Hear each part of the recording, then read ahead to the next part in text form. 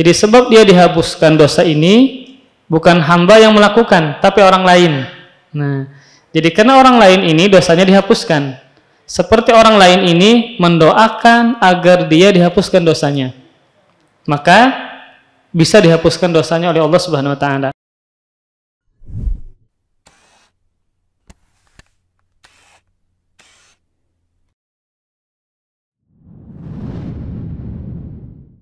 Kepada hatinya, dan Allah Maha mengetahui terhadap segala sesuatu.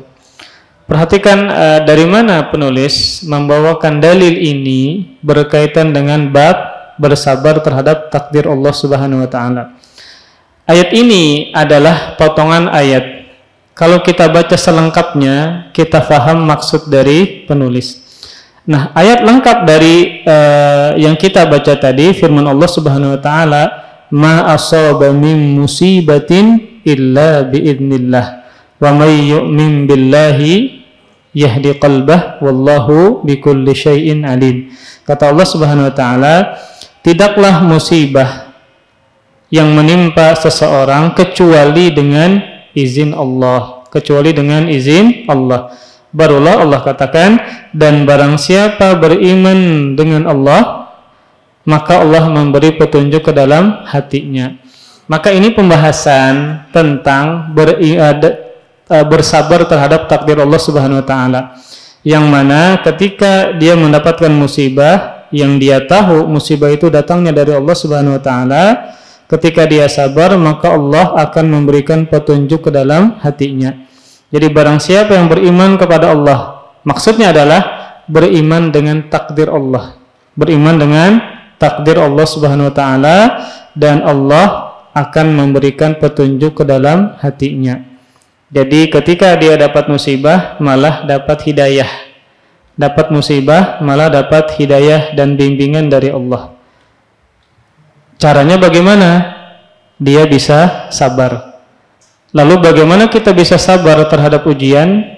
Kita harus yakin bahwa ujian itu turunnya, datangnya dari Allah, datangnya dari Allah atas izin Allah Subhanahu wa taala.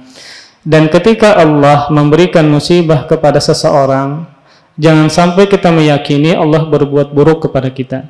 Jangan sampai kita meyakini Allah menghinakan kita. Bukan begitu cara keyakinan kita sebagai hamba yang baik.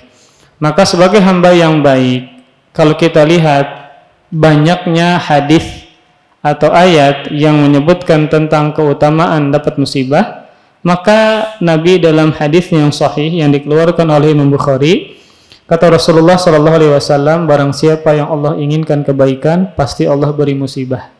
Maka sejatinya musibah itu adalah kebaikan dari Allah. Yang mana dengan musibah Allah mengangkat derajatnya, yang mana dengan musibah Allah akan hapuskan dosanya, ya.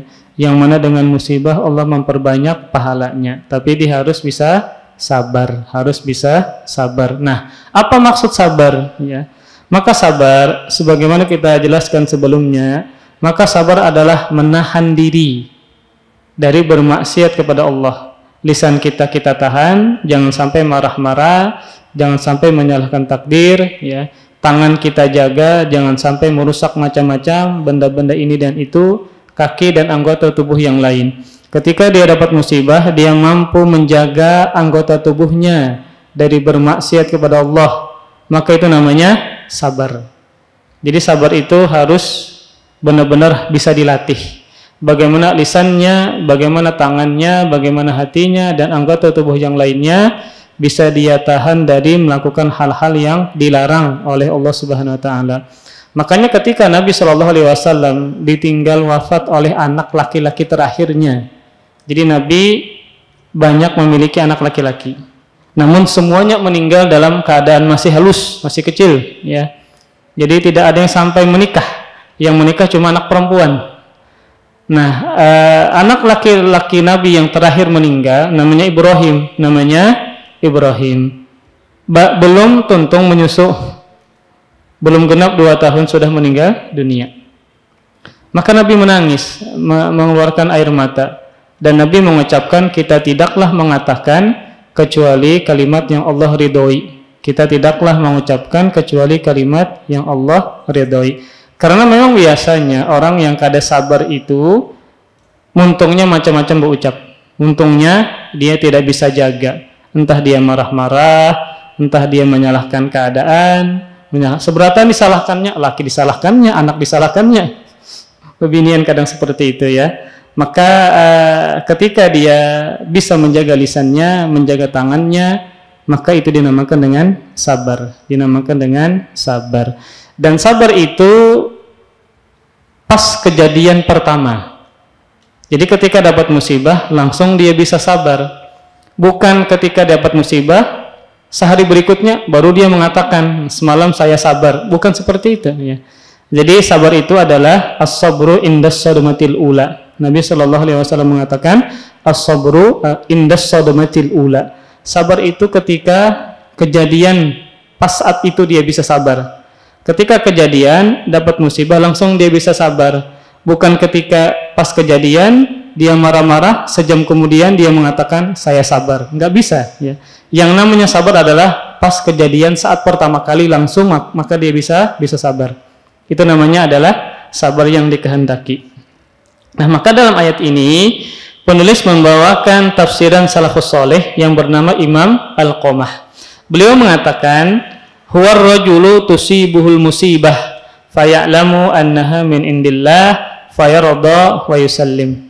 Kata Imam Al-Qamah ya, mentafsirkan ayat tadi tentang tidaklah mendapatkan musibah kecuali dengan izin Allah Subhanahu wa taala, dan barang siapa yang beriman kepada Allah, Allah beri petunjuk ke dalam hatinya. Maksudnya apa? Nah, kata Imam Al-Qamah, yaitu seseorang yang ketika ditimpa musibah dia meyakini bahwa semua itu datangnya dari Allah. Jadi cara kita bisa sabar kalau dapat musibah, kita harus yakin dengan seyakin-yakinnya itu semuanya sudah dengan izin Allah Subhanahu wa taala. Kita mau apa ya? Ketika Allah sudah mentakdirkan, sudah berkehendak, maka tidak ada yang bisa menghalangi perbuatan Allah Subhanahu wa taala tersebut. Maka seseorang yang dapat musibah, dia harus tahu dulu musibah itu datangnya dari Allah. Kalau datangnya dari Allah ya, zat yang paling dia agungkan, yang paling dia muliakan, yang paling dia cintai, yang sudah berkehendak, fayarda wa yusallim, lalu dia ridha dan menerima takdir Allah Subhanahu wa taala tersebut. Inilah orang yang beriman sebenarnya. Dia tahu bahwa musibah yang menimpa dia, besarkah, kecilkah, maka datangnya dari Allah. Dan dia yakin itu datangnya dari Allah, pasti di dalamnya ada hikmahnya, ada kebaikannya, ada pahalanya. Akhirnya apa? Dia ridha dan menerima takdir Allah Subhanahu wa taala tersebut. Maka inilah yang ingin dijelaskan oleh penulis, bahwa seseorang yang beriman itu sikapnya seperti ini kalau dapat musibah. Entah musibah berkaitan dengan penyakit, berkaitan dengan keluarga, berkaitan dengan pekerjaan, masing-masing dari kita pasti punya musibah. Maka tadi dia harus tahu bahwa itu datangnya dari Allah yang membuat dia bisa ridha dan menerima takdir Allah Subhanahu wa taala tersebut. Kemudian para ikhwas sekalian, nah, ada dua tingkatan ya dalam menghadapi musibah. Ada dua tingkatan dalam menghadapi musibah. Tingkatan pertama sabar. Tingkatan pertama sabar. Dan hukumnya sabar ketika dapat musibah adalah wajib. Berarti kalau dia tidak sabar ketika dapat musibah, maka dia berdosa. Contoh tadi ketika dia dapat musibah, apakah kayak gitu? Nah, dompet kehilang. Biasanya lakian hilang terus dompet. Termasuk ulun rancak kehilangan dompet. Gugur ke apakah? Jadi ketika kehilangan dompet tadi, lalu dia tidak sabar. Contohnya apa? Entah dia menyalahkan takdir kah ya, atau bahkan dia berani menyalahkan Allah Subhanahu wa taala. Itu kan berarti kalimat yang tidak baik ya. Kalau dia tidak sabar, maka dia berdosa. Kalau sabar, maka dia berpahala, karena sabar adalah wajib. Itu tingkatan yang pertama. Jadi sabar aja sudah bagus. Apalagi kalau dia bisa mengamalkan tingkatan yang kedua dari menghadapi musibah, ridho terhadap musibah yang Allah berikan. Ini sulit ya. Sabar aja sudah bagus. Namun tingkatan yang kedua, dia malah senang dapat musibah. Dia malah ridha dapat musibah. Maka ini ridha terhadap dapat musibah hukumnya apa? Hukumnya mustahab, sunnah, tidak wajib. Tidak wajib. Karena ini lebih sulit dibandingkan dengan hanya sabar saja. Lebih sulit. Bagaimana mungkin orang yang dapat sesuatu yang tidak mengenakkan, yang menyedihkan, ya, dia ridha, dia senang. Maka ini sulit. Sehingga para ulama menghukumi bahwa ridha atau rela atau suka mendapat musibah itu adalah mustahab, hukumnya adalah sunnah, tidak wajib. Kemudian para ikhwas sekalian, Nabi mencontohkan bagaimana caranya kita ini malah bisa ridho kalau dapat musibah.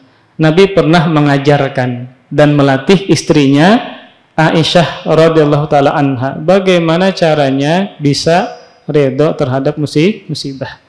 Maka kata Aisyah, istri Nabi sallallahu alaihi wasallam, satu-satunya yang bujang, sisanya janda. Kata Aisyah radhiyallahu taala anha, kana Rasulullah sallallahu alaihi wasallam idza ra'a ma yuhibbu qala alhamdulillahilladzi bi ni'matihi tatimmus sholihat.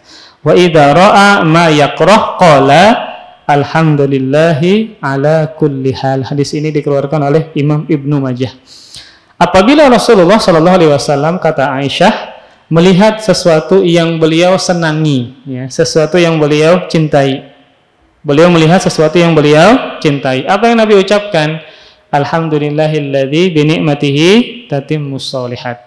Jadi ketika pian melihat, menyaksikan hal yang menggembirakan pian, maka ucapkanlah minimal alhamdulillah. Maka boleh lagi lebih panjang dari itu mencontoh Rasulullah sallallahu alaihi wasallam, alhamdulillahilladzi bi ni'matihi tatimmus sholihat. Alhamdulillahilladzi bi ni'matihi tatimmus sholihat. Kemudian, dan apabila melihat sesuatu yang dia benci, yang dia tidak sukai, kayak dapat musibah, dia akan merasakan sesuatu yang dia tidak sukai, ya. Kemudian bininya kehilangan dompet, ini kan berarti mengetahui sesuatu yang dia tidak sukai.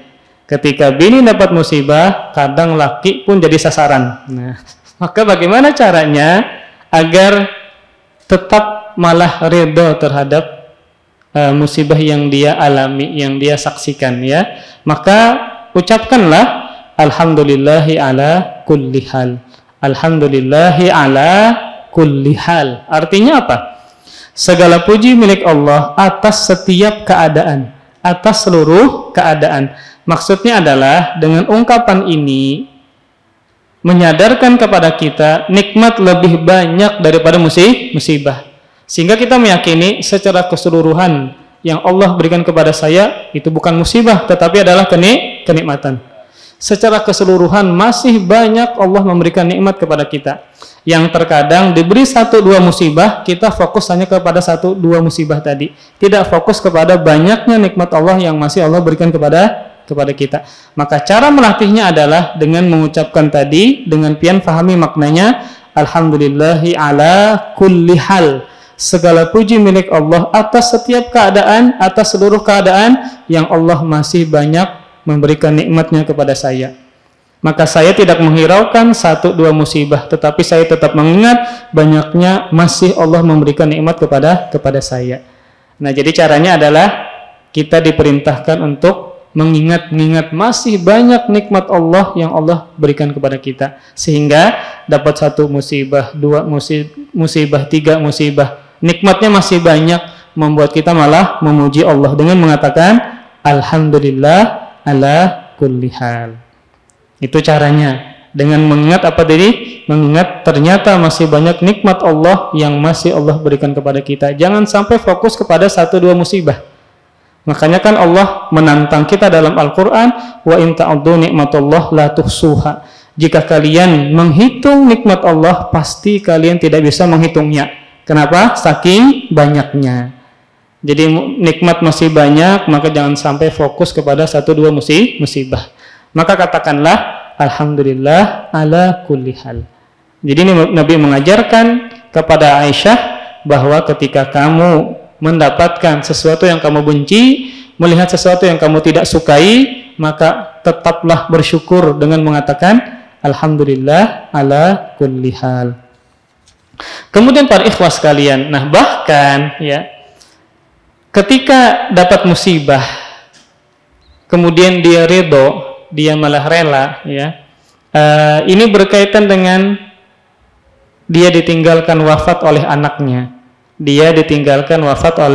anaknya, maka Nabi SAW bersabda dalam sebuah hadis, idza mata waladul abdi qala Allahu li malaikatihi, apabila seseorang ya ditinggal wafat oleh anaknya, jadi orang ini meninggal anaknya, kemudian Allah berkata kepada malaikat, qabattum walada abdi, apakah kalian mencabut roh anak si hambaku ini? Maka malaikat menjawab, na'am, iya. Kemudian Allah berkata lagi, qabattum samarata fuadihi, kalian telah mencabut buah hatinya. Maka para malaikat mencabut iya. Jadi memang dalam hadis pun, hadis kudusi malah, Allah mengatakan anak itu adalah samaratul fuad, buah hati. Istilahnya adalah buah hati. Karena kita mencurahkan kecintaan kita, hati kita kepada anak kita. Fayaqulun, maka mereka menjawab malaikat ini iya. Fayaqul, maka Allah bertanya lagi, madza qala abdi, apa yang dikatakan oleh hambaku ini ketika apa? Dia ditinggal wafat oleh anaknya. Apa yang dia ucapkan? Maka malaikat menjawab, hamidaka wastarja, dia memujimu dan mengucapkan inna lillahi wa inna ilaihi raji'un. Jadi memang ada orang meninggal dunia, innalillah, tapi ucapan ini bukan cuma meninggal aja, ada musibah maka ucapkan inna lillahi wa inna ilaihi raji'un. Jadi ternyata hamba ini dia malah memujimu dan mengucapkan inna lillahi wa inna ilaihi raji'un. Maka Allah mengatakan, ibnu li abdi baitan fil jannah, bangunkan untuk hambaku ini istana di surga. Wasammuhu, dan berikanlah nama rumah tadi, istana tadi, dengan sebutan baital hamdi, rumah pujian. Karena dia ditinggal wafat oleh anaknya malah memuji Allah Subhanahu wa ta'ala. Kemudian dalil yang kedua berkaitan dengan bab termasuk iman kepada Allah adalah bersabar terhadap musibah. Matannya atau dalilnya penulis membawakan berupa hadis Nabi Shallallahu Alaihi Wasallam, diriwayatkan dalam Sahih Muslim dari sahabat Abu Hurairah radhiyallahu taala anhu bahwa Rasulullah Shallallahu Alaihi Wasallam bersabda, ithnatani fin nasi huma bihim kufrun, at-ta'nu fin nasabi wan niyahatu 'alal mayyiti. Ada dua hal yang ada pada manusia yang menjadikan mereka kufur. Tapi ini bukan kufur besar lah, ini kufur kecil. Yang pertama mencela nasab atau mencela keturunan, yang kedua adalah meratapi mayit. Maka menjadikan orang yang mencela keturunan atau meratapi mayit ini dihukumi dengan kufur atau kafir. Tapi ini bukan kafir akbar, bukan kufur besar, bukan, tetapi adalah kufur kecil. Kufur kecil. Dia dosa besar tetapi tidak mengeluarkan dia dari keislaman. Karena para ulama menyebutkan hukum dari mencela nasab tidak sampai mengeluarkan dia dari keislaman. Dan meratapi mayit, orang meninggal dunia lalu istrinya teriak-teriak, itu namanya meratapi mayit. Maka ini tidak mengeluarkan dia dari keislaman. Dia dinamakan kufur, tetapi kufurnya adalah kufur kecil. Tetap dosa besar, haram, tapi tidak mengeluarkan dia dari keislaman. Maka yang pertama adalah mencela nasab atau mencela keturunan. Baik dia mencela per individu, ya, misalnya dia dari keturunan ini lalu dia cela, atau dia mencela qabilah atau suku, dia cela kamu dari suku ini, dari qabilah ini, maka juga tidak boleh, hukumnya adalah haram. Di antara sebabnya bisa menimbulkan apa? Pertikaian dan permusuhan. Jangan sampai kelompok ini mencela mencela keturunan kelompok ini, atau mencela nenek moyangnya kelompok ini. Ya, ini besar berkaitan dengan bisa menimbulkan pertumpahan darah.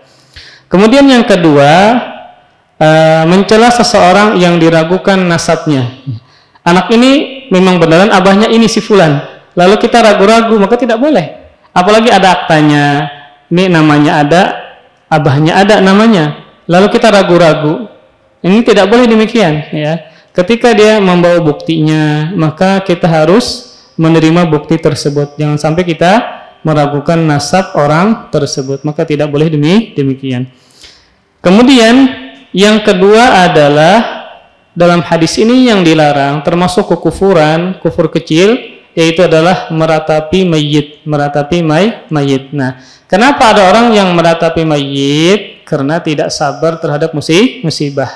Karena tidak sabar ketika ditinggal wafat oleh ayahnya, oleh suaminya, oleh anaknya, sehingga dia berniyahah atau meratapi si mayit tersebut. Maka niyahah maksudnya adalah mengangkat suara untuk meratapi mayit. Dia angkat suaranya, ya kayak teriak-teriak kah, atau suara nyaring kah, entah dengan menyebutkan kebaikannya. Kalau suami saya meninggal dunia, dia teriak-teriak, bagaimana hidup saya? Nah, bagaimana anak saya makan? Dia teriak-teriak seperti itu namanya meratapi. Tapi kalau hanya sekedar menangis tanpa ada suara yang nyaring, ya, mungkin terisak-isak saja, tanpa mulut dia masih dia tahan, ya, dari melakukan hal yang dilarang, maka ini tidak mengapa. Nabi pun menangis, ya, karena tadi ditinggal oleh anak laki-lakinya. Tadi Nabi nangis karena sayang. Masih halus, belum tutung menyusu, sudah meninggal dunia. Kemudian yang dalil yang ketiga, ya, berkaitan dengan bab ini, penulis membawakan dalil berupa hadis yang diriwayatkan oleh Bukhari dan Muslim dari sahabat Abdullah bin Mas'ud radhiyallahu taala anhu. Rasulullah sallallahu alaihi wasallam bersabda, "Laisa minna man darabal khududa wa syaqqal juyuba wa da'a bid'awal jahiliyah." Bukan termasuk golongan kami siapa saja yang memukul-mukul pipinya. Jadi ketika abahnya meninggal dunia, lalu dia memukul wajahnya, ya, memukul-mukul wajahnya. Atau ketika kehilangan mobil misalnya, lalu dia memukul memukul wajahnya atau pipinya. Dan juga tidak termasuk dari golongan kami, kata Nabi Muhammad SAW, adalah merobek-robek bajunya. Karena tidak bisa sabar terhadap musibah, lalu dia merusak-rusak bajunya, ya, merusak-rusak bajunya, dia robek, ya. Atau ada jendela lalu dihancurkan, ada piring lalu dihampas-hampas. Nah, itu namanya termasuk hal yang diharamkan, merusak barang karena tidak sanggup menahan dapat musibah. Dan menyeru dengan seruan jahiliyah. Jadi bukan termasuk kami, kata Nabi. Yang pertama tadi adalah memukul-mukul pipi, dapat musibah lalu dia memukul-mukul pipinya. Apalagi pipinya berjerawatannya, waduh, tahambur dengan jerawat. Kemudian yang kedua, merobek-robek baju. Kemudian yang ketiga, menyeru dengan seruan jahiliyah. Maksudnya adalah meratapi mayit, meratapi si mayit. Nah, di sini Nabi mengatakan bukan dari golongan kami. Berarti golongan siapa? Nabi tidak mengakui dia golongan Nabi Muhammad, bukan dari umat Nabi Muhammad. Berarti ini menunjukkan ancaman yang besar, tidak main-main, ya, serius Nabi mengatakan demikian. Ketika dia tadi menampar pipinya, kemudian merobek-robek bajunya dan meratapi si mayit.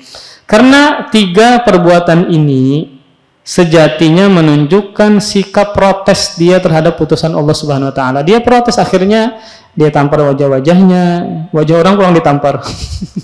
Wajahnya ditampar, wajah orang pulang ditampar. Kemudian tadi merobek-robek bajunya, kemudian meratap dengan ratapan jahiliyah. Kemudian Ibnul Qayyim menyebutkan bahwa di antara contoh seruan jahiliyah, ya, kan tadi ulun terjemahkan di antara tafsiran menyeru dengan seruan jahiliyah adalah meratapi mayit. Kemudian Ibnul Qayyim juga mencontohkan contoh yang lain yang dimaksud dengan menyeru dengan seruan jahiliyah, yaitu kata Ibnul Qayyim, fanatik kepada madhab. Dia bermadhab Syafi'i misalnya, lalu dia menyalahkan madhab yang lain.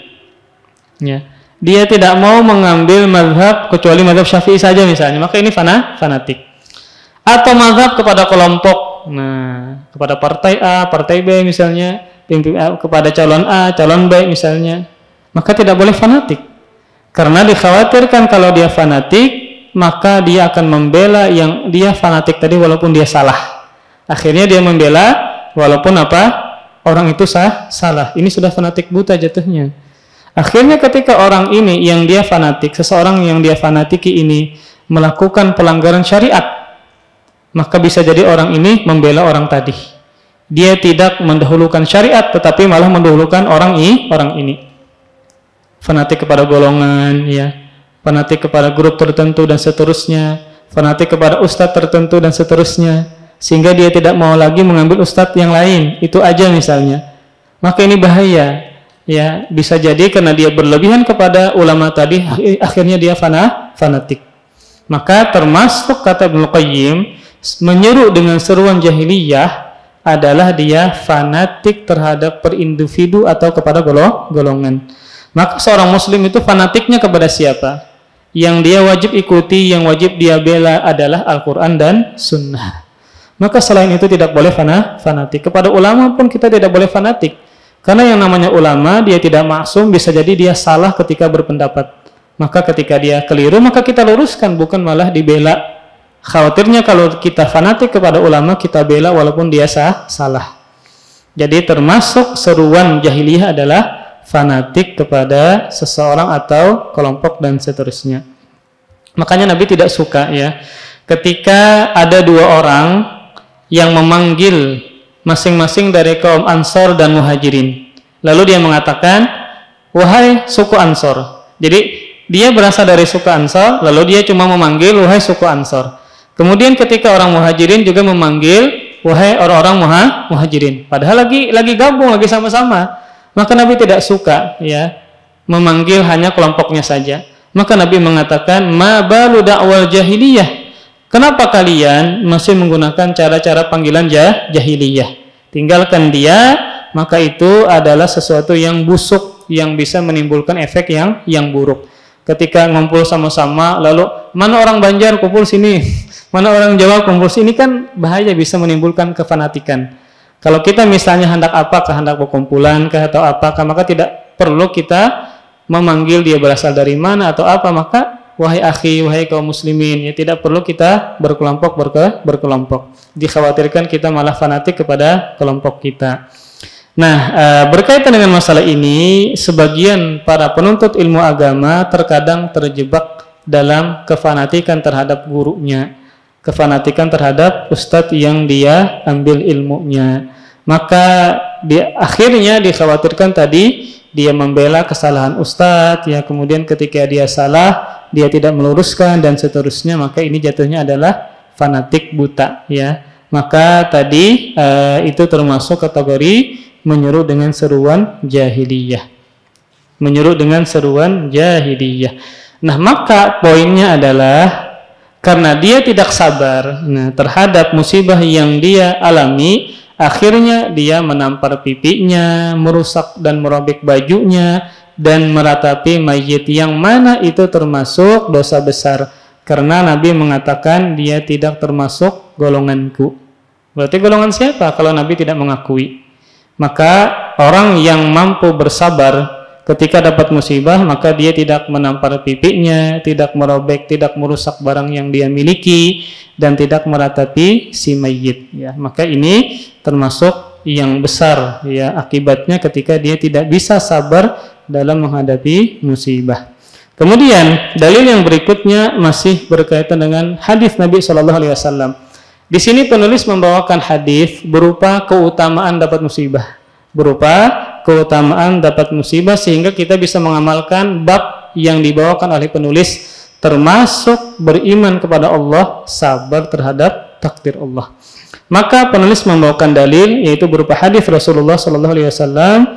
Hadis yang dikeluarkan oleh Tirmidzi, Rasulullah SAW bersabda, "Idza aradallahu bi 'abdihil khaira ajjala lahul uqubah fid dunya wa idza aradallahu bi'abdihi syarra amsaka anhu bidzambihi hatta yuwafiya bihi yaumal qiyamah. Kata Rasulullah sallallahu alaihi wasallam, jika Allah menghendaki kebaikan kepada hambanya, niscaya Allah akan menyegerakan hukuman atasnya di dunia. Jadi kalau kita disegerakan hukuman di dunia, apa maksudnya hukuman di dunia? Itu musibah. Jadi ketika Allah menyegerakan kita dapat musibah di dunia, itu sejatinya Allah ingin mengurangi musibah kita di mana? Di akhirat. Maka pian pilih mana? Dapat musibah di dunia atau dapat musibah di akhirat? Nah, maka berarti kalau kita dapat musibah di dunia itu lebih ringan daripada musibah di akhirat. Nah, maka orang yang Allah berikan musibah banyak mana betul-betul sidin dapat musibah, ya. Orangnya masih misalnya hendak nazar melamar ditolak orang terus. Nah, dia sabar aja, ya. 10 kali ditolak, misalnya ditolak oleh keluarga si perempuannya, maka dia sabar. Dia merasa ini adalah ujian yang paling berat yang bertubi-tubi yang dia dapatkan. Maka ketahuilah itu adalah hukuman yang Allah segerakan di dunia daripada nanti banyak musibah di akhirat.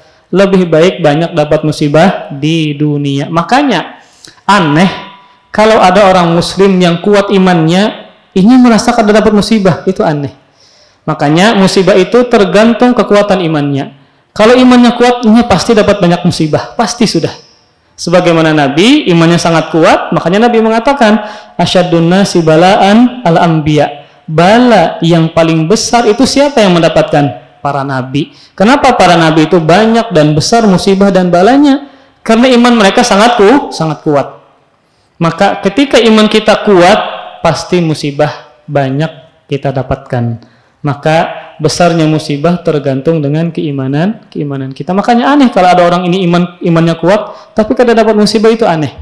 Tidak mungkin dia imannya kuat tidak dapat musibah, pasti dapat musibah sesuai dengan kadar keimanannya. Maka keutamaan tadi dapat musibah adalah itu sebenarnya hukuman yang Allah segerakan di dunia daripada nanti bertubi-tubi di akhirat dapat musibahnya. Lebih baik di mana? Di dunia. Maka Nabi mengatakan, jika Allah menghendaki kebaikan kepada hambanya, maka Allah akan menyegerakan hukuman atasnya di dunia. Dan apabila Allah menghendaki keburukan kepada hambanya, maka Allah menahan hukuman dosanya sampai dia menerimanya di akhirat kelak. Jadi Allah tahan hukumannya di dunia. Ini kada dikasih hukuman, kada dikasih musibah. Tapi nanti apa? Dia terima di mana? Di akhirat. Nah, maka pian pilih mana? Dapat musibah di dunia kah atau dapat musibah di akhirat kah? Maka lebih baik dapat musibah di dunia. Maka hadis ini memberikan pelajaran kepada kita bahwasanya musibah adalah salah satu bentuk hukuman yang menimpa seorang hamba. Memang namanya hukuman, tetapi dibalik itu adalah untuk meringankan nanti musibah di akhirat. Nah, jadi namanya hukuman di dunia Allah segerakan, tetapi sejatinya untuk kebaikan kita di akhirat kelak. Yang dimana musibah tersebut bisa menggugurkan dosa-dosanya. Karena dosa-dosanya tergugurkan, akhirnya lebih ringan di mana di akhirat. Nah, ini para ikhlas kalian, hikmah dari dapat musibah. Kemudian semakin banyak musibah yang menimpanya, maka semakin banyak pula dosa-dosanya yang digugurkan. Maka semakin banyak dosa-dosanya yang digugurkan, maka semakin berkurang pula malapetakanya, musibahnya di akhirat. Jadi memang karena dosalah seseorang itu diazab oleh Allah Subhanahu wa taala. Nah, maka berbicara tentang dosa, ya, maka siapa nang kada berdosa? Siapa nang kada berdosa? Kita punya lisan, punya mata, punya telinga, ya. Bahkan hati pun bisa berdosa. Hati nang kada nampak ini bisa berdosa. Ketika misalnya kita berburuk sangka lawan kawan kita, berdosa sudah. Kita menyimpan kedengkian, permusuhan, itu juga dosa. Ya. Jadi terkadang orang itu enggak nampak dia punya dosa, tetapi dia bisa berdosa dengan hatinya. Dia berburuk sangka kah tadi, ada dendam kah, ada permusuhan kah, hasad kah, itu semuanya adalah dosa di dalam hati. Makanya anggota tubuh kita ini dari ujung rambut sampai ujung kaki bahkan hati itu bisa menjadi mesin pencetak dosa untuk kita.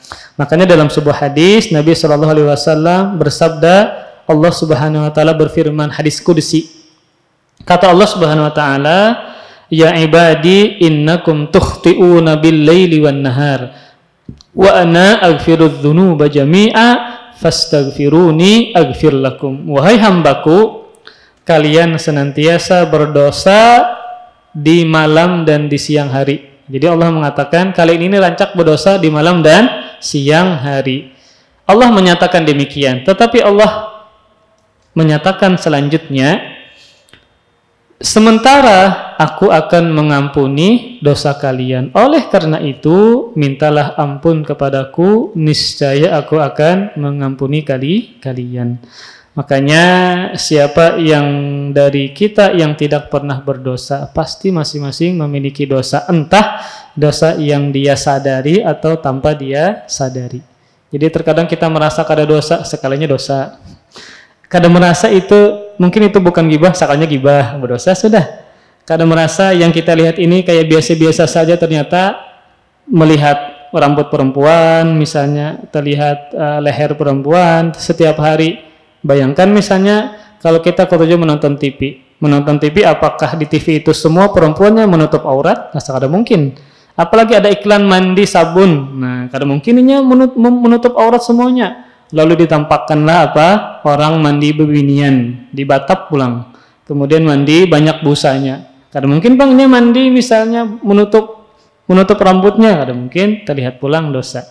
Makanya berkaitan dengan ini, maka dosa itu memang memberikan pengaruh yang buruk kepada si pelaku dosa. Ya, jadi ada efek-efek yang buruk dari dosa ketika dia mengerjakannya. Maka dalam sebuah hadis, ya, ketika ada seorang melakukan dosa sekali, maka itu di hatinya ada titik. Ya, Allah memberikan titik hitam di dalam hatinya. Jadi dalam sebuah hadis yang dikeluarkan oleh Imam Tirmidzi, Rasulullah sallallahu alaihi wasallam bersabda, "Innal 'abda idza akhta'a khati'atan nukitat fi qalbihi nuqtatun sauda, fa idza huwa nazagha wastaghfara wa taba suqila qalbuhu wa in 'ada zida fiha hatta ta'luwa qalbuhu." Kata Rasulullah sallallahu alaihi wasallam, sungguh seorang hamba apabila melakukan suatu dosa atau kesalahan, maka akan dititikkan dalam hatinya sebuah titik hitam.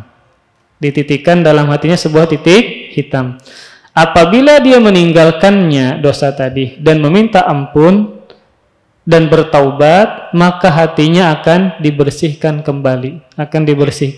kembali titik-titik hitam tadi. Dan apabila dia kembali melakukannya, mengulangi dosanya pulang, maka titik hitam tersebut akan terus bertambah sampai akhirnya menutupi seluruh hatinya. Jadi banyak titik-titiknya sehingga menutupi hatinya. Maka berarti hatinya menjadi hitam. Nah, ketika sudah banyak dosa, hatinya banyak dipenuhi dengan titik hitam tadi, nah maka akibatnya pun juga pasti ada, seperti dia tidak semangat beribadah, ya, koler, malas, ya, kemudian susah untuk berbuat baik, ya, dan seterusnya. Ini gara-gara apa? Gara-gara dosa tadi. Kemudian para ikhwas sekalian, berapa menit lagi lah azan? Berapa lagi Pak? 5 menit adalah. Semoga bisa selesai ini. Ada beberapa hal yang bisa kita lakukan setiap harinya agar Allah mengampuni dosa-dosa kita. Syekhul Islam Ibnu Taimiyah menyebutkan ada 10 sebab yang bisa kita lakukan untuk atau agar dosa kita dihapuskan. Ada 10 sebab. Yang mana 10 ini kita bagi, kita kotakkan, kita kelompokkan pada 3 poin. Ada 10 sebab yang menjadi penghapus dosa kita yang kita lakukan setiap hari. Yang 10 ini bisa kita bagi 3 bagian. Yang pertama, bagian pertama adalah sebab yang berkaitan dengan hamba. Sebab terampuni dosa disebabkan oleh si hamba. Sebab yang dihapuskan dosa berkaitan dengan si hamba. Di antaranya adalah bertaubat. Ini kan si hamba tadi yang melakukan, maka terhapus dosanya dengan bertaubat. Dengan bertaubat. Karena kita ini rancak berdosa setiap hari, sehingga bertaubat wajib setiap hari. Pertama dengan bertaubat, ya. Makanya kita juga menyisipkan doa yang kita ucapkan yang diajarkan oleh Rasulullah sallallahu alaihi wasallam, Rabbighfirli wa tub alayya, Rabbighfirli wa tub alayya. Wahai Tuhanku, ampunilah dosaku dan terimalah taubatku. Terimalah taubatku, sesungguhnya Engkau adalah Maha penerima taubat dan Maha penyayang. Jadi bagian yang pertama adalah sebab terhampuni dosa berkaitan dengan si hamba. Nomor satu adalah bertaubat. Jadi hamba ini bertaubat kepada Allah Subhanahu wa taala. Kemudian bertaubat kalau ingin diterima maka harus memenuhi syaratnya. Kita sudah sering banyak dan bahas ini, ya. Maka rukun taubat ada 3. Yang pertama menyesal, yang kedua bertekad tidak mengulangi, an-nadamu wal azmu, menyesal dan bertekad tidak mengulangi. Yang ketiga al-iqla, berhenti dari maksiat itu. Menyesal, bertekad tidak mengulangi, dan yang ketiga adalah berhenti dari maksiat itu. Ini kalau dosanya antara dia dengan Allah. Kalau dosanya antara dia dengan makhluk, maka minta maaf, maka minta dihalalkan, minta redho, minta dihalalkan. Nah, apakah ketika kita menunaikan syarat-syarat taubat tadi, kita meyakini diterima, maka penerimaan taubat itu berkaitan dengan perkara gaib. Perkara gaib. Jadi kita tidak langsung meyakini, tetapi kita berbaik sangka semoga Allah menerima taubat kita. Semoga Allah menerima taubat kita. Jadi kita tidak meyakini pasti diterima, enggak. Karena ini berkaitan dengan perkara gaib. Tetapi kita berbaik sangka semoga Allah menerima taubat saya dengan tadi menunaikan syarat-syaratnya. Kemudian yang kedua, ya, sebab tadi yang sebab terampuni dosa yang berkaitan dengan hamba. Yang pertama hambanya bertaubat. Yang kedua hambanya beristighfar. Hambanya beristighfar, meminta ampun kepada Allah dengan ucapan, ya Allah ampuni aku, astagfirullah, astagfirullah. Maka istighfar ini, ya, yang terhapuskan adalah dosa kecil. Beda dengan taubat. Kalau taubat yang terhapuskan dosa kecil dan dosa besar. Kalau istighfar itu hanya menghapuskan dosa-dosa kecil saja. Karena bisa jadi ketika dia beristighfar, dia tidak menyesal. Kan istighfar hanya mengucapkan astagfirullah. Maka itu pun juga Allah hapuskan, tetapi hanya dosa-dosa kecil saja. Kemudian yang ketiga, sebab yang terhapuskan berkaitan dengan si hamba. Hambanya melakukan amal soleh setelahnya. Si hamba ini melakukan amal soleh setelah berbuat maksiat. Ketika dia misalnya melihat yang diharamkan, ya, melihat wajah bebinian tanpa ada udzur, atau melihat bebinian berjoget misalnya, terlihat pian, tapi pian berandam, maka itu dosa. Nah setelah itu pian melakukan amal soleh, misalnya pian bersedekah kah, misalnya pian sholat sunnah kah, atau pian beristighfar kah, atau berzikir kah, maka amal soleh yang dikerjakan setelah melakukan dosa itu adalah penghapus dosa tersebut. Ini sebagaimana sabda Nabi SAW, wa'atbi'is sayyi'atal hasanata tamhuha, dan iringilah keburukan dengan kebaikan, niscaya kebaikan akan menghapuskan keburukan. Jadi si hamba tadi melakukan amal soleh setelahnya.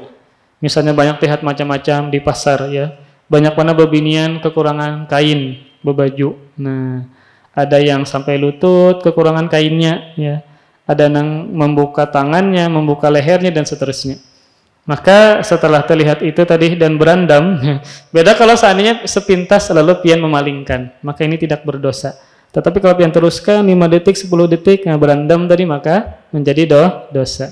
Setelah itu pian berzikir kepada Allah, mengucapkan salawat kepada Nabi, misal apa amal lainkah, maka itu menghapuskan keburukan-keburukan tadi, ya, menghapuskan keburukan-keburukan tadi. Sama seperti salat kepada salat berikutnya, ya, kemudian Jumat kepada Jumat berikutnya, kemudian Ramadan kepada Ramadan berikutnya, itu kafarat dosa. Tapi syaratnya satu, dia menjauhi dosa besar. Syaratnya satu, dia menjauhi dosa besar. Jadi salat fardu kepada salat fardu berikutnya, Jumat kepada Jumat berikutnya, kemudian Ramadan kepada Ramadan berikut. Semuanya ini adalah pengkafarat dosa. Syaratnya satu, selama dia menjauhi dosa besar. Kalau dosa besar tidak akan terhapuskan dengan ini, tetapi dengan bertaubat. Kemudian bagian yang kedua adalah sebab berkaitan dengan selain hamba. Jadi sebab dia dihapuskan dosa ini bukan hamba yang melakukan, tapi orang lain. Nah, jadi karena orang lain ini dosanya dihapuskan. Seperti orang lain ini mendoakan agar dia dihapuskan dosanya, maka bisa dihapuskan dosanya oleh Allah Subhanahu wa taala. Seperti orang yang meninggal dunia. Orang yang meninggal dunia, lalu kita salatkan, maka di takbir yang ketiga kita baca apa? Allah maghfir, kalau lakian seorang, Allah maghfir lahu warhamhu wa'afi wa'fu anhu. Kita kan, ya Allah ampunilah dia, hapuskan dosa-dosanya, ya. Apakah bermanfaat? Bermanfaat. Orang ini sudah meninggal dunia, dia tidak bisa lagi menghapuskan dosanya, dia tidak bisa lagi beramal soleh. Tetapi dengan sebab kita mendoakan, maka dosanya bisa dihapuskan. Dan ini dalil bahwasanya istighfar dari orang yang masih hidup itu bermanfaat kepada orang yang sudah meninggal dunia. Dengan kita tadi mensolatkan, di takbir ketiga kita membaca apa? Allahumma ighfir lahu. Kemudian juga ketika ziarah kubur, yang kita baca apa? Mendoakan kan agar dia selamat, ya. Makanya terkadang kita dituduh tidak ziarah kubur. Kita ini ziarah kubur, ya. Buktinya di Madinah itu nabian kawa ziarah ke Kuba, ke makam Nabi, dipadahi kita kada ziarah kubur, mengharamkan, membid'ahkan. Padahal kita mengatakan ziarah kubur termasuk taqarrub kepada Allah Subhanahu wa taala, termasuk yang bisa kita berikan manfaat kebaikan lawan si mayit. Ketika ziarah kubur kita doakan kebaikan untuk si mayit tadi. Tentu ziarah kubur yang syar'i, ya, bukan yang tidak syar'i. Nah, maka orang lain bisa terhapuskan dosanya dari seseorang yang memintakan ampun untuknya, dari seseorang yang memintakan ampun untuknya. Dan juga doa anak kepada kuitannya, Rabbighfirli wali walidayya warhamhuma kama rabbayani shaghira. Baik kuitannya masih hidup atau sudah meninggal dunia, kita membaca ini, maka bisa jadi dosa kuitan diampuni gara-gara anaknya mengucapkan Rabbighfirli wali walidayya. Wahai Rabbku, Tuhanku, ampunilah dosa kedua orang tuaku, ampunilah dosa dari kedua orang tuaku. Ini menunjukkan bahwa orang lain pun bisa menggugurkan dosa bagi orang lain ketika dia tadi memintakan ampun untuknya, memintakan ampun untuknya.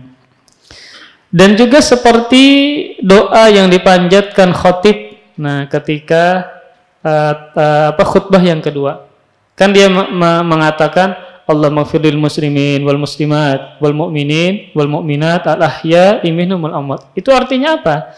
Ya Allah, ampunilah dosa seluruh kaum muslimin laki-laki dan perempuan, beriman laki-laki dan beriman perempuan. Jadi khatib membaca doa, kita mengaminkan tanpa mengangkat tangan, kita mengaminkan amin amin. Maka apakah bermanfaat? Maka bermanfaat. Maka bisa jadi kita yang kaum muslimin maka diampuni gara-gara si khatib tadi mendoakan agar diampuni dosa-dosa kita. Sama halnya ketika anak, nah kan termasuk amal soleh, amal jariyah, yang mana kita tetap dapat pahala kalau kita mencetak anak-anak kita menjadi anak yang soleh dan bertakwa. Lalu dia mendoakan kebaikan untuk kuitannya. Atau anak soleh, kata Nabi, ketika anak Adam meninggal dunia maka terputus amalnya kecuali 3 hal. Yang terakhir adalah anak soleh yang mendoakan untuk kuitannya. Apa yang dia baca? Ya kebaikan apapun itu. Misalnya semoga Allah mengampuni dosa orang tuaku, semoga Allah meluaskan kubur orang tuaku, semoga Allah menjadikan taman dari taman-taman surga. Maka ini bermanfaat untuk siapa? Untuk mayit. Nah, ini bermanfaat untuk si mayit. Kemudian termasuk sebab juga dihapuskan dosa bukan yang dilakukan oleh si pendosa tapi dilakukan oleh orang lain. Yang tadi adalah kaum muslimin mendoakan dia atau doa malaikat kepadanya. Ini malaikat ini mendoakan. Nah, lalu bagaimana cara kita mendapatkan doa dari malaikat? Salah satunya adalah yang pian lakukan sekarang, menuntut ilmu agama. Menuntut ilmu agama itu malaikat mendoakan kebaikan untuk kita. Apa makna malaikat mendoakan? Memintakan ampun agar kita diampuni oleh Allah Subhanahu wa taala. Makanya dalam hadis yang dikeluarkan oleh Abu Dawud, Rasulullah sallallahu alaihi wasallam bersabda, "Man salaka tariqan yatlubu fihi ilman, salakallahu bihi tariqan min turuqil jannah." Barang siapa meniti jalan untuk menuntut ilmu agama, niscaya Allah akan mempermudah baginya jalan menuju surga. Wa innal malaikata la tadau ajnihataha ridon li talibil ilmi. Sungguh para malaikat mengepakkan sayapnya, merendahkan sayapnya atau meletakkan sayapnya sebagai wujud keredoan mereka terhadap penuntut ilmu agama.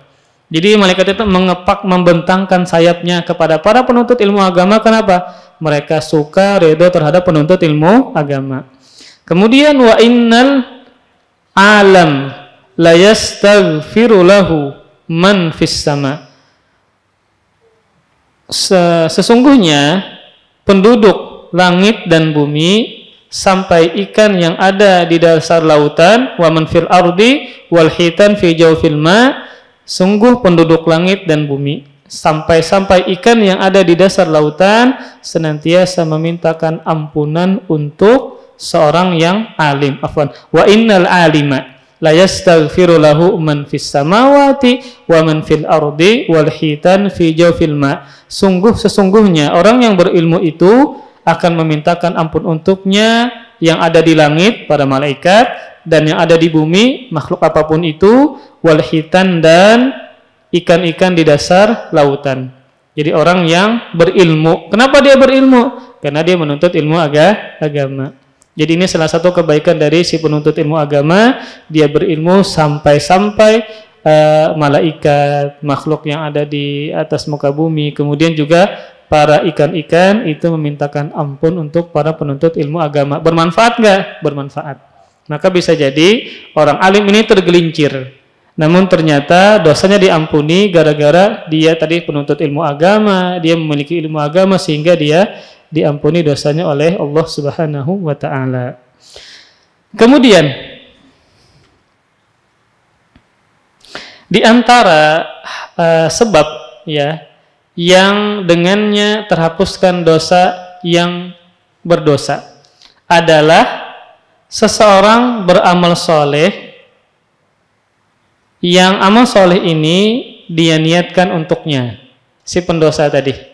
Jadi dia mengerjakan pahala atau amal soleh, kemudian dia tujukan kepada si pendosa tadi, ya, maka bisa bermanfaat. Seperti membadalkan haji atau umroh, ya, seperti membadalkan haji atau umroh. Kuitannya meninggal dunia, kuitannya tidak pernah berhaji, tidak pernah berumroh, lalu anaknya ini ingin berbakti sama orang tuanya, maka bukan cuma memintakan ampun untuknya, tetapi juga tadi dia mengerjakan amal soleh. Yang amal solehnya ini diniatkan untuk orang tuanya, maka ini juga bermanfaat. Manfaatnya adalah pahalanya sampai dan juga bisa menghapuskan dosa orang yang dia niatkan pahalanya tadi, ya. Dengan kayak kita bersedekah atas namanya, maka ini bermanfaat untuk si mayit.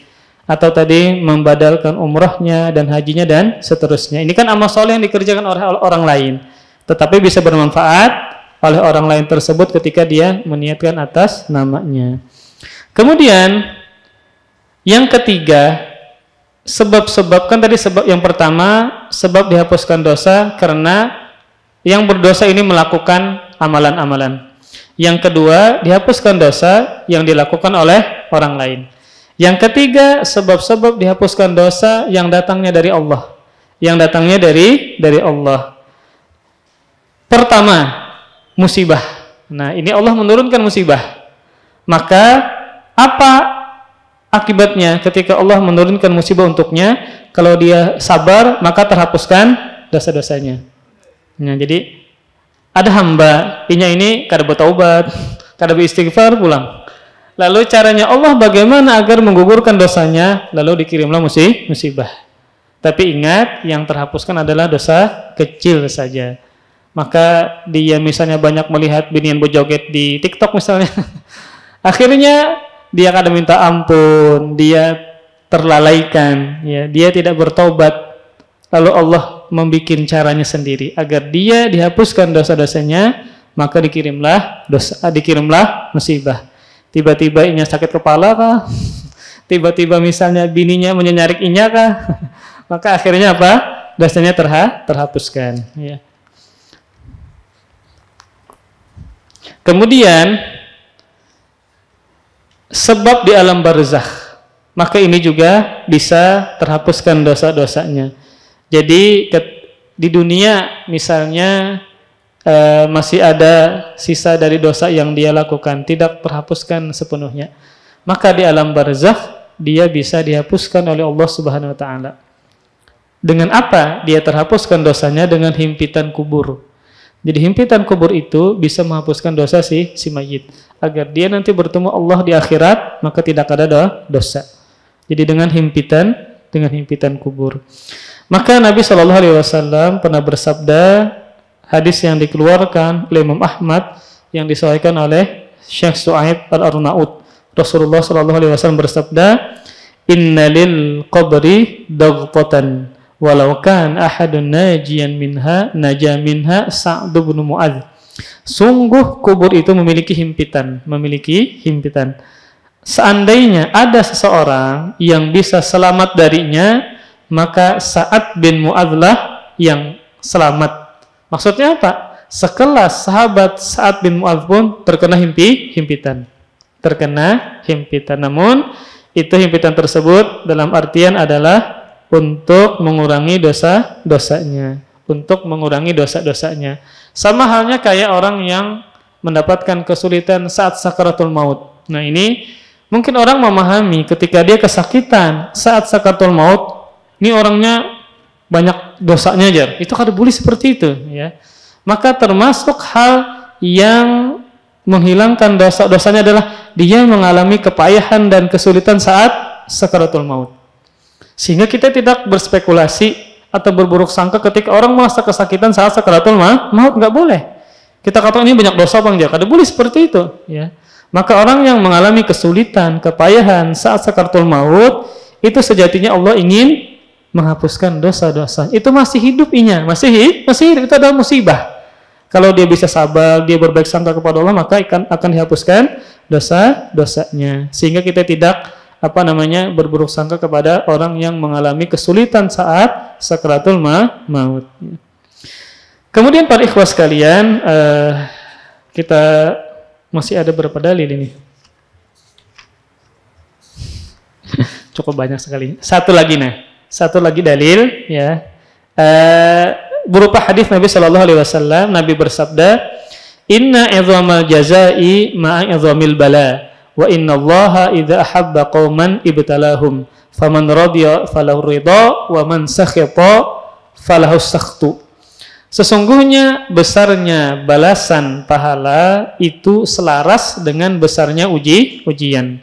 Semakin besar ujian dan musibah pian, maka semakin banyak pahalanya. Kemudian halus musibahnya, halus juga pahalanya. Jadi bagaimana musibah berat yang kita hadapi, maka begitulah pahalanya. Semakin besar musibahnya, semakin besar pahalanya. Syaratnya cuma satu, sabar. Dan apabila Allah cinta kepada suatu kaum, pasti Allah akan memberikan musibah kepada mereka. Pasti Allah menguji mereka.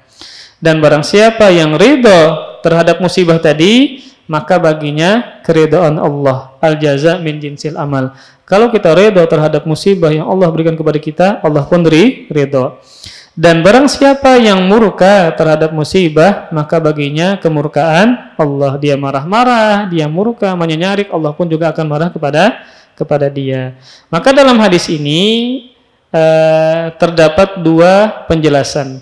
Yang pertama adalah Nabi mengatakan, Sesungguhnya besarnya balasan tergantung dari besarnya ujian dan musibah. Maka semakin besar musibah yang pian alami, maka semakin apa? Besar pahalanya.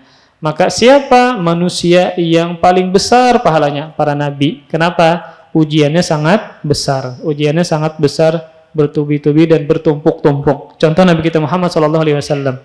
Ya, Kuitan Sidin belum melihat Abah Sidin meninggal, sudah masih di kandungan. Abah kada pernah melihat wajah Abah. Kemudian setelah Sidin lahir 6 bulan, mama pulang meninggal dunia. Kemudian kalau nggak salah umur 6 atau 8, Kai pulang meninggal dunia. Kemudian ketika beliau menikah, setelah menikah meninggal siapa? Abu Thalib. Kemudian setelahnya adalah Khadijah. Sehingga tahun itu yang meninggal Khadijah dan Abu Thalib disebut dengan Amul Huzn, tahunnya kesedihan. Langsung dua yang sangat berarti bagi Nabi, Khadijah dan Abu Thalib. Ya, subhanallah, musibah Nabi luar biasa. Semua anak laki-laki meninggal dunia saat masih kecil. Dan bayangkan, makanya terkadang kita mengharapkan ketika kita banyak bisa anak bebinian, kita mengharapkan apa? Anak laki-laki. Ya, anak laki-laki. Ternyata semuanya meninggal dalam kondisi masih kecil, laki-laki ini. Kemudian para ikhwah sekalian, bagaimana sikap orang beriman ketika dihadapkan dengan musibah? Maka tadi dia harus sabar, ya, harus sabar dan harus berusaha ternyata mengingat-ingat bahwasanya masih banyak nikmat Allah yang masih Allah berikan kepada dia. Jadi cara menyikapi orang beriman, iman yang baik adalah ketika dapat musibah, maka dia harus banyak mengingat nikmat yang lain. Ini nikmat masih banyak, jangan sampai terfokuskan kepada 1-2 musibah. Sehingga dia bisa sabar. Sehingga dia bisa redha terhadap musibah yang dia dapatkan. Dan dia akan berbaik sangka kepada Allah Subhanahu Wa Taala. Berbeda dengan orang fasik. Ketika dia dapat musibah, maka dia akan marah-marah dan tidak sabar. Ketika dia marah-marah dan tidak sabar, maka akan keluar kata-kata yang tidak baik. Ya. Kemudian pulang musibah kadang menghapus dosanya, karena tadi kada sabar. Ya. Berarti dia tertimpa 2 musibah. Musibah pertama dia dapatkan sedih, musibah kedua tidak menghapuskan dosanya. Musibah ketiga kada berpahala pulang. Nah, jadi rugi benar kalau dapat musibah tapi tidak sabar. Tidak dapat pahala, dia dapat dosa, dan seterusnya. Kemudian, orang kafir ketika dia mendapatkan musibah, nah, ada orang kafir, dapat musibah, tapi dia sabar. Orang ini punya sabar misalnya. Ya, artinya dia ini tidak melakukan yang macam-macam, kayak gitu. Nah, dia sabar, dapat musibah. Apakah dia berpahala? Maka jawabannya tidak berpahala. Karena kunci dari pahala dia harus beriman. Maka walaupun orang kafir ini sabar, maka tidak akan mendapatkan kebaikan dari sabarnya. Karena kunci dari amal soleh yang diganjar pahala, dia tidak memilikinya, yaitu mengucapkan 2 kalimat syahadat. Maka sabarnya dia tidak bernilai. Kemudian para ikhwah sekalian, kandungan dari bab ini yang pertama adalah penjelasan tentang tafsir ayat dari surat At-Taghabun. Dalil pertama, yaitu tadi, ma asaba min musibatin illa biidznillah wa may yu'min billah yahdi qalbah wallahu bikulli syai'in alim. Kata Allah Subhanahu wa taala, tidaklah mendapatkan musibah kecuali dengan izin Allah, dan barang siapa yang beriman kepada Allah, Allah beri petunjuk ke dalam hatinya. Maka Imam Al-Qamah menjelaskan, maksudnya adalah seseorang yang dapat musibah lalu dia mengetahui bahwa musibah itu datangnya dari Allah, ketika dia sadar, ingat itu datangnya dari Allah, atas kehendak Allah, lalu dia ridho dan menerima takdir Allah Subhanahu wa taala. Itu kandungan yang pertama. Kandungan yang kedua, sabar terhadap musibah merupakan bagian iman kepada Allah. Rukun iman yang terakhir adalah beriman kepada takdir Allah Subhanahu wa taala. Maka ketika dia sabar terhadap musibah, maka itu adalah iman dia kepada Allah. Kalau iman dia bagus, baik, pasti bisa sabar. Kemudian yang ketiga berkaitan dengan hukum mencela nasab, maka termasuk kekufuran, tapi kufur kecil. Kemudian yang keempat, ancaman keras bagi orang yang memukul-mukul pipi, merobek-robek baju, dan menyuruh kepada seruan jahiliyah atau meratapi mayit. Apa ancamannya?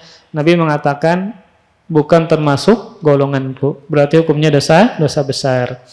Nah, kenapa tadi dia memukul pipi, merobek baju? Karena tidak sabar dapat musibah. Kemudian yang kelima, tanda apabila Allah menghendaki kebaikan bagi hambanya. Apa tandanya? Allah beri musibah. Apa kebaikannya? Kebaikannya tadi banyak, menghapuskan dosanya, atau meninggikan derajatnya, memberikan dia pahala kalau sabar. Kemudian yang keenam,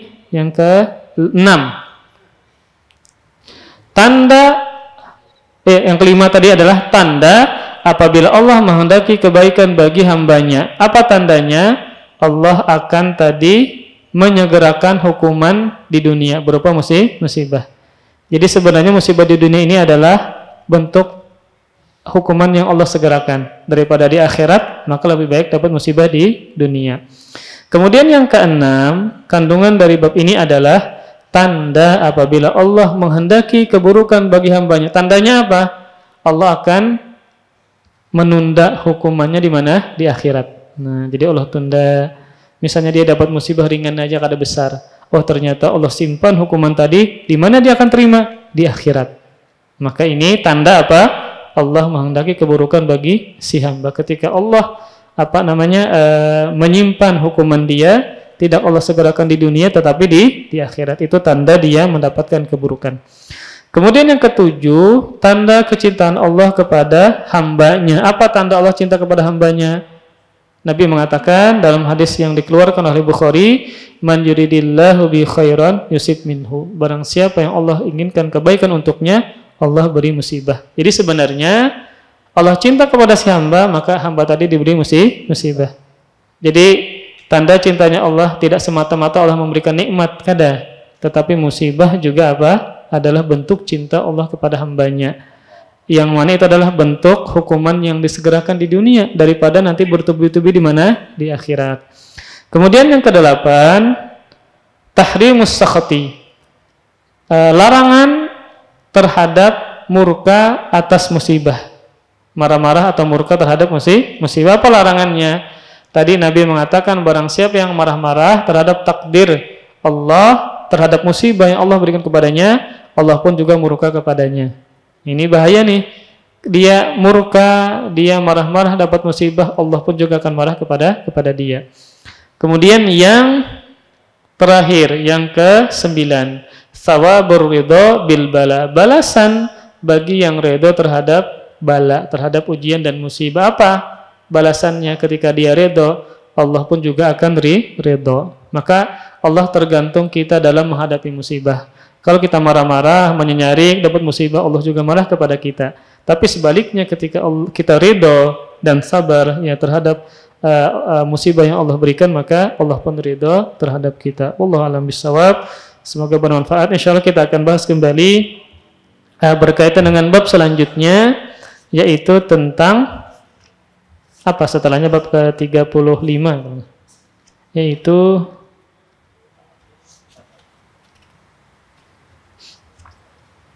tentang riya ya, majaa fir riya, penjelasan tentang riya. Insyaallah nanti kita akan bahas di pembahasan selanjutnya. Wallahu a'lam bishawab. Semoga bermanfaat. Salah khilaf mohon maaf. Semoga ini bisa menambah keimanan kita kepada Allah Subhanahu wa taala. Semoga kita bisa mengamalkan ilmu yang sudah kita dapatkan. Amin ya rabbal alamin. Wassallallahu ala nabiyina Muhammadin wa ala alihi wa sahbihi wa baraka wa sallam. Subhanakallahumma bihamdika asyhadu an la ilaha illa anta astaghfiruka wa atubu ilaik. Wassalamualaikum warahmatullahi wabarakatuh. Terima kasih. Jazakumullah khairan wa barakallahu fikum. Video ini dibuat atas partisipasi dari donasi Anda. Semoga menjadi amal jariah bagi Anda semuanya.